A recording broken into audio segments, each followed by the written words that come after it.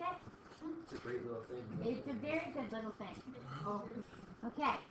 Now, all the first one asked you for was for you to find the mean and the standard deviation of the sampling means. They call the sampling standard deviation the standard error of the mean. So, they gave you a mean, they gave you a standard deviation, they gave you a sample size. Mean stays the same, your standard deviation just gets divided by the square root of n. That's the one that narrows. So normally your distribution will be like this. When we have a smaller standard deviation, look what happened to it. It got smaller, so this got narrower. Not smaller, but narrower. It took the same area and pushed it up. God bless you. You know, like if you're pushing something into a box that doesn't fit, it's going to pop out somewhere else. So if I'm pushing it this way, the best way for it to pop out is the top. Okay. Now they gave you a problem. I gave you a problem that used this central limit theorem and did a less than, a greater than, and a, I don't know if it had a between, whatever. But it gave us the mean, 6,700. It gave us that was a random sample of 36. They want the probability that the value is less than 7,200, more than 6,500, and I think there was an in-between.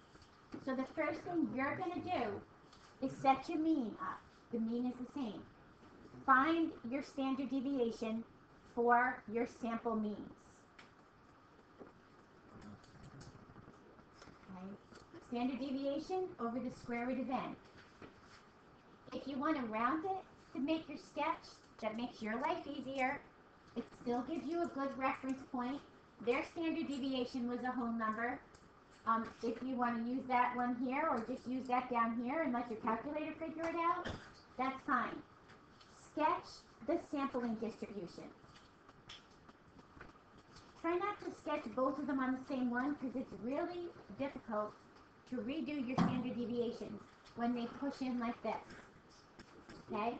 So we have this for a reference. Only do it once. You don't have to do it for each one, but that gives you a reference.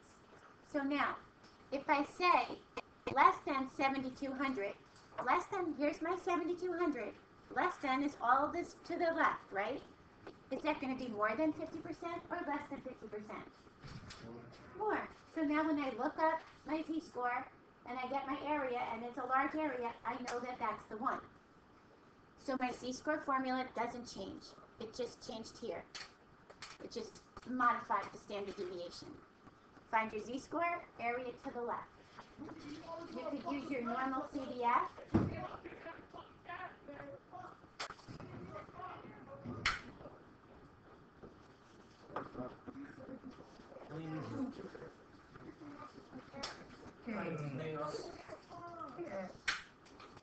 The hardest part is, are they serious or are they fooling around? You won't know too. Yeah, I'm not opening the door. No, I'm not opening the door. Now, if you use your normal CDF, and those of you that like the normal CDF, all I ask is you be careful of this. This obviously is your upper limit. Negative 999 is your lower limit. This is your upper limit. But in something like this one, just be careful. This is your lower limit. Because that's more than that. Yes. Your upper limit, look at that's close. Now, if I look up here, yeah, I'm still clearing it. Give me one more 9. But yeah, give it an extra 9. It just makes sure that your 999 is clear, your upper limit. Negative 999 will never reach that. So when do you do the 0.5? The 0.5 is only for the when you're using the u equals n times p. That's only that. This one has its own little thing where we change the standard deviation. The other one, we change the x values. That's how you tell the difference. So for this, 6,500, here's your 6,500. We're still going to get more than 50%, so when you look this up, that should tell you subtract it from 1. Okay? You need to be able to know when you subtract from 1. And then in betweens, you can do both z-scores, find your z-scores, find the areas for those z-scores, subtract your areas, not your z-scores. Don't subtract anything from 1 when you're looking for an in-between. If for anything else, your normal CDF works really, really nice for this.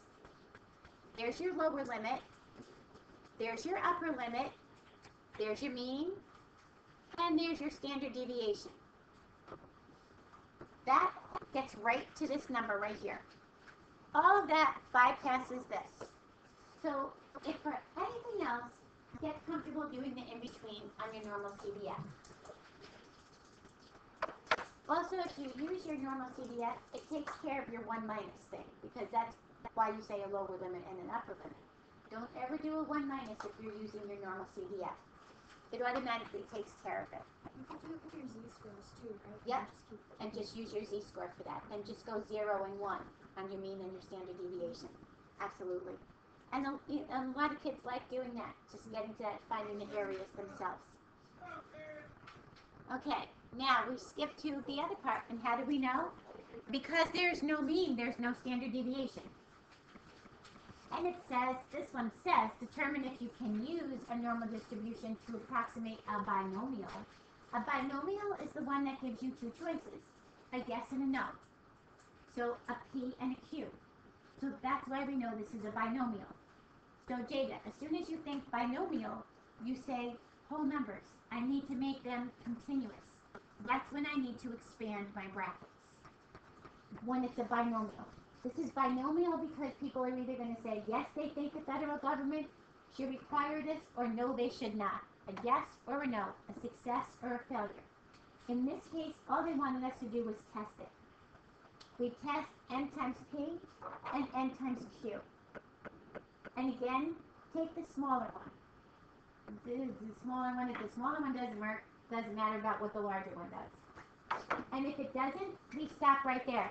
You cannot use a normal distribution to represent this. Now the next part I gave you is just filling in your correction for continuity. This is really important, your correction for continuity. If it's greater than or equal to 25, you can use 25, 26, 27, ... Your lower end, you drop 0.5. Subtract 0.5. So therefore, I start this at 24.5.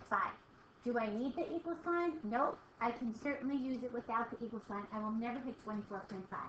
If you like to put the equal sign because that's what your original one did, it's not wrong. And this would be saying like the probability of getting at least 25. Greater than or equal to 25. This is less than or equal to 36. If you wrote less than or equal to, if you wrote at most, they say no more than. I don't like the no more than, but you can say no more than. So you're coming from here, you're stopping at 36. You add 0.5 to your upper end. Determine where you are. Add 0.5. Keep the same or keep it without the equal sign. If you keep the equal sign there, it doesn't bother me. The equal, remember, the equal is just a point. It's got one little tiny point on that curve. You need to make a bar. So the equal says drop it 0.5, raise it 0.5. This is great for a between. That's great for a lower limit and an upper limit. That one works great for that. I took a little point and I expanded it to a bar. Now, don't forget, it depends where in your curve that bar sits. If it's in the middle, it usually has like at least 3 or 4%. If it's on the end, it's probably very small. So if we just go through one of these, a survey found that 52% of your teenagers, there's your K, your Q is 1 minus that. You randomly select 45, there's your N. You test, it's good. Your N times P becomes your mean. And you can all find your standard deviation? Yes. It's that question with the, like, it's like the less than equals to subtract 0.5. I have, like, trouble with that. Like, I really don't understand, like, when to do it. With the less than, always look at your, like your numbers, lay your numbers out. Like this says at most 15. 15 is the most you can have. You can have 1, 2, 3, 14, 15. That's the most. So you drop This it. is your upper end. That's your upper end. So you can't go past that. So you You add 0.5. But isn't that more? Yeah, it is. But will you ever hit 15.5? No. No, but you need to start at 15. What it does is it expands that bar. Because otherwise these are discrete numbers. They're here, they're here, they're here. We want to make it so that each one of them is represented with a bar. Remember those pictures with the bars, with the diagram? We want them to have a bar, not a dot. Oh, okay. So if it says at least 15, it'll be 14.5. If it says at least 15, that's greater than or equal to, that's the lower limit, then it's 14.5. All right. And but what if it's not at least or anything? Like it says, Less than, if it says less than 15, can you use 15? no. So it's 14, 13, up this to 14.5. All right. Okay? You guys, let me have your attention 1 minute. Is everybody okay with this? Yes, honey? Equal to, same process. Once you adjust, find your t-score, subtract your areas. Greater than, you're still using the same formula. Just remember to subtract your area from 1. Okay.